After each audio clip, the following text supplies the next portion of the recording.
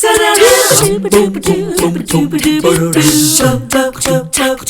morning, happy Valentine's Day. Hope you're having a wonderful day. We're smiling a little bit brighter this morning because Tish Gailmard came. Happy Valentine's Day. Thank you. Happy Valentine's Day to you. So before we kind of spread out and let you see where we are this morning, we kind of wanted to let you know what Tish's mindset was coming into this day. Yeah. Because this is red wolf breeding season. Right. You love all things about nature.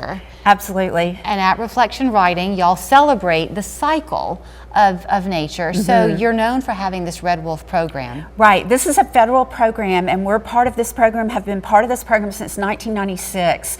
We are actively saving the most critically endangered wolf in the world, which is the American red wolf. 17 left currently in the wild. Yes. So what you brought with you today, and the reason we're kind of just tight with you this morning, you're going to expand and let you see this table, is one of the red wolves that you had. She died of natural causes, but y'all wanted to continue the education in her honor. So this is her. This is her pelt. And this to me is an amazing teaching tool because I can't bring a red wolf to a school or to the TV studio, but I can bring this pelt and people can actually put their hands on it and see up close how beautiful this animal is. Can I tell you what has surprised me Yes. a little bit in the looking, because there are then parts of this wolf that Tish has, or a paw print she has, some other things, but this is her skull. Yes. And I think what has surprised me is how small it is. It's a small skull, but she's a relatively large animal. Red wolves weigh in between 40 and 80 pounds. This female probably came in around 50 pounds. So when you look at the skull compared to my hand, it does seem relatively small. Look at her teeth. Yeah, look at those teeth. But they're in such good shape. They're in excellent condition. And she was very old when she passed away. What's really unique about this pelt is I was able to mark it with all her data. So she was born in '94 and died in 2008. So she was almost 14 years old when she passed away. In the wild, how old would they live to be? Typically in the wild, they live 7 to 10 years.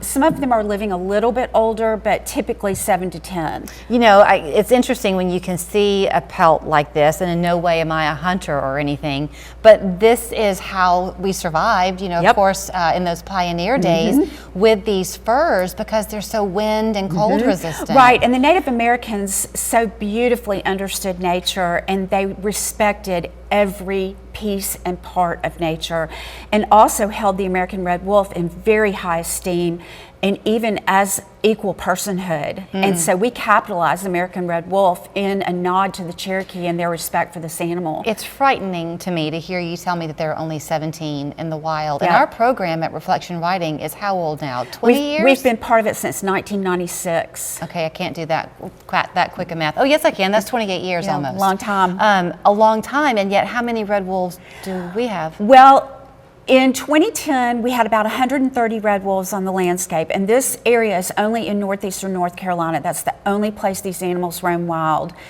And through a series of issues with car strike and mistaken identity, our numbers have dwindled down to 17. We are rebuilding again.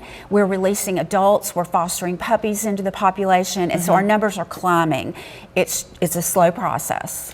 So you're saying that the red wolf is native to the southeast? Absolutely. The only wolf native to the southeast. They would have roamed on Reflection Writing's property, and they would have been in the state of Tennessee up into even the 1950s. So if you are a landowner and you're out on your property, are they ever mistaken for a coyote? Yes. These animals look very similar in appearance to a coyote, and coyotes are getting larger. So I have a lot of phone calls. People say, I've got a red wolf on my property, and I'll ask where they are. And if they're in our area, it is a coyote, 100%. Okay. The only location to see these animals in the wild is northeastern North Carolina. Okay. Let's talk about the education at Reflection Writing, because we love it when you're here, but y'all love reaching the kids. It's time for summer camp registration. Summer camp, we're open for registration. I'm telling you what, if you want your child to spend time outside, we are the place to do that. It is so much fun. We have adults that say, can I come to camp with y'all? Was it last year that you began doing camp a little bit differently, and so every week is not a repeat of the same? Correct. Every week is something different. So you can put your child in camp all week. We have different themes. You mean all Oh, all summer? summer. Yeah. We have different themes for each camp, and it's always revolving around nature, around our animals, around the outdoors, around plants, and you're learning without even realizing you're learning because you're just playing in nature. And we all know children need to play because that is the way they learn. You did come to us on Valentine's Day. Yes. So if you're looking for a fun date with the one that you love, why not go up to Reflection Riding? If you're lucky, the red wolves might be visible. Howling. You might be able to see them. Admission is free. They just ask if you feel so inclined to give a donation Right. when you leave. Right. But it's amazing the work that they do, and these animals would not be able to have the life they have if it wasn't for Tish and her team. Thank you. Thank you. We love you. Thank you. I feel the same.